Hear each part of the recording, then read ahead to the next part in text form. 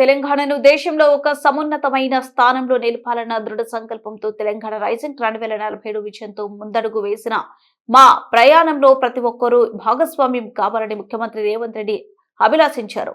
దీక్ష సంకల్పంతో నిర్దేశించుకున్న లక్ష్య సాధనలో అందరి మద్దతు సహాయ సహకారాలను కావాలని పారిశ్రామికవేత్తలు, నిపుణులు, మేధావులు ప్రజలకు విజ్ఞప్తి చేశారు. భారత ఫ్యూచర్ సిటీ మీర్ ఖాన్ పేట్ లో అత్యంత అద్భుతంగా ఏర్పాటు చేసిన తెలంగాణ రైజింగ్ గ్లోబల్ సమ్మిట్ 2025 తొలి రోజు సదస్సు ప్రారంభోత్సవంలో రాష్ట్ర గవర్నర్ జిష్ణుదేవ్ వర్మ ఇతర ముఖ్య ప్రముఖులతో కలిసి ముఖ్యమంత్రి పాల్గొన్నారు. దేశ విదేశాల నుంచి అతిరథ మహారథులు హాజరైన ఈ సదస్సులో ముఖ్యమంత్రి మాట్లాడుతూ తెలంగాణ భవిష్యత్ కోసం నిర్దేశిత లక్ష్యాలను సవరంగా ఆవిష్కరించారు.